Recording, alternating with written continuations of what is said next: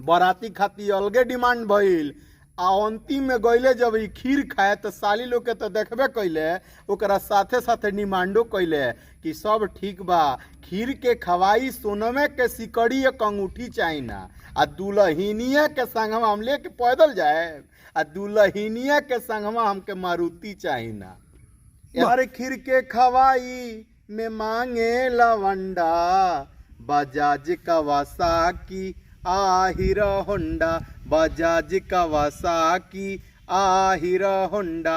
जब इतना बात लड़की के बाप सुनल कि लड़का तो बजाज कवासाकी हीरो होंडा गाड़ी मांगता, तो लड़की के बाप तो माथा धो ले, आ माथा धो के बैठ गईले। आ लड़की के बाप बाप बाप कही के रोवे, अखिया के असुआ से मुहवा के धोवे।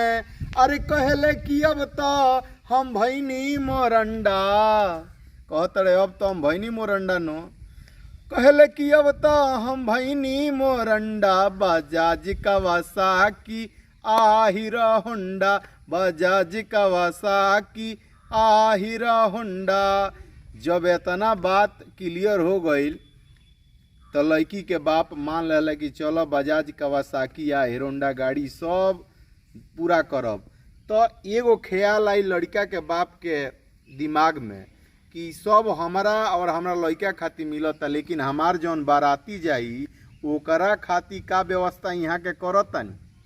तो उ व्यवस्था में का मांगत रहे, कहत रहे का मांगत रहे, व्यवस्था करी जैसे कि हमरा के तरुआ देते बानी, लड़का के देते बानी, वही के साथे साथे गौरी डिमांड पूरा करी। तो डिमांड कोनी कहत रहे, अरे नाश्ता में चाही, अरे मिठाई के संग है ठंडा, अरे नाश्ता में चाही मिठाई के संग है ठंडा, Bajaj Kawasaki Hero Honda, Bajaj Kawasaki Hero Honda. जब इतना बात लड़की के बाप सुनले तो कहले कि राउर सब लोग के डिमांड हम पूरा करते बानी, तो बाराती लोग के भी पूरा कल जाई।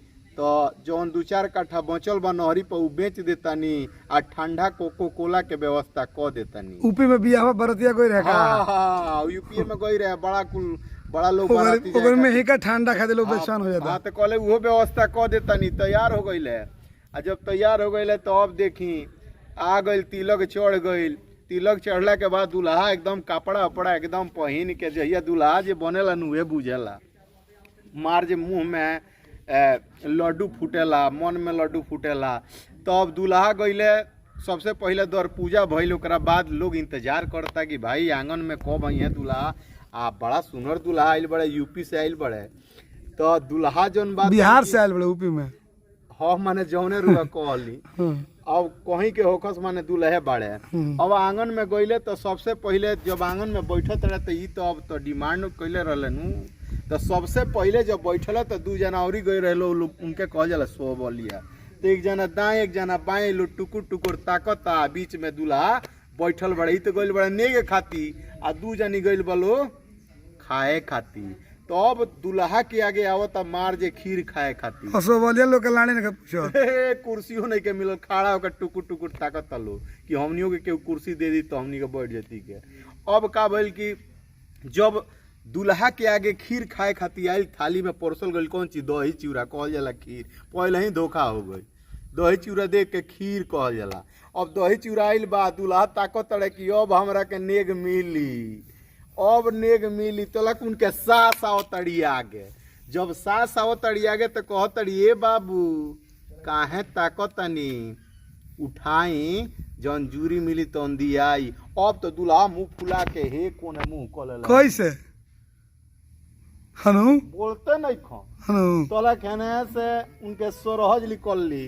हाँ तरिए जी काहे किसी आइल बनी, मिली खा ली। हाँ खा ली। अब हैने से मुंह दुल्हा कैले बड़ा, हैने मुंह फेर लेता रहे। वाह, जब हैने मुंह फेरत रहे तो हैने 2-4 जनी साली रहे लो, मारे जीजा जी के अपना देह के छनर पटर कैले रहे लो। ओने से एक जनी आवत तड़ी धधाइल तो कह तड़ी, ए जीजा जी। अब जब जीजा जी कहली, अरे बाप रे बाप, दुल्हा जौन हैंगा मुंह कैले रहे कहता रहे, हाँ का कहता नी। अब का कहत तनी बात कहत रहे, मन में लड्डू फूटता कि आज पहली बार हमरा के केहू जीजा जी कहले बा। हाँ सीना फुलाइल बा, सीना हाँ, फुलाइल बा एकदम एकदम। हाँ। अब जब कहली कि ये जीजा जी खा ली, जौन जो हो तनी तन मिल जाई। अब जब इतना बात सुनले तो जीजा जी इनके तो तैयारे हो गए खाए खातिर, बिना हाथे धोले। अरे एकदम उठौले गोबर गोबर गोबर गोबर कैसे कैसे वाह, अरे ऐसे उठा के वाह। अरे बाप रे, अब मिली जौन मिलवे करी एकदम।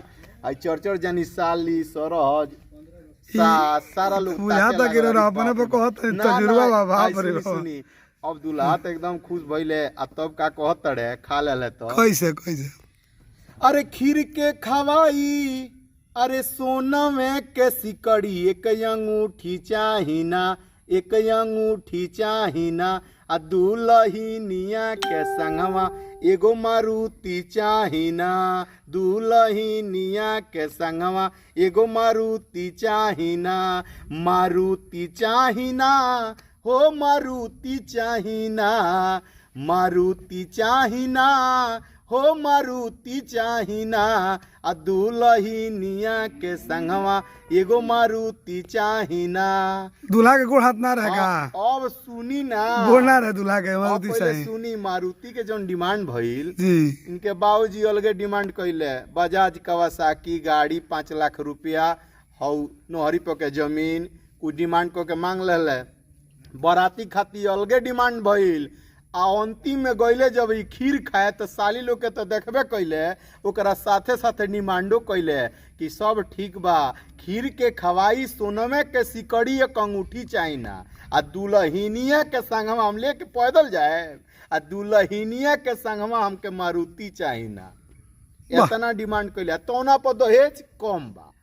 अब जब दुल्हन चल गई इनके घर है, भले देखी इनके के झूठ बोल के ई कुल शादी लोग अगुआ करौले बा कि बाप रे बाप, लड़का तो 3 साल से रहता दिल्ली, आ वो जी ITI करता, आर्मी के सारा बहाली उहे करावेला, सारा एकदम उहे सारा डिमांड सारा चीज इहे पूरा करेला लोग के। आ पिछले लॉकडाउन में हो गई, लेकिन गड़बड़ा गई, लॉकडाउन लग गई तो तनिए सा लड़का घरे बा।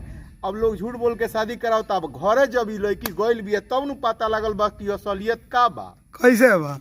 अब असलियत का बा कि ऊ कहती है कि ये जी राउर डेटवा रहे 15 तारीख के, आ देखो तनी 5 दिन एक्स्ट्रा निकलता, हमार बाबूजी या सब के ऊ कहत रहे, सुनले रहनी। आ तो तू ही जानता रू, तू आइल बड़ू नया नया नु, देखत चलो तमाशा हमार।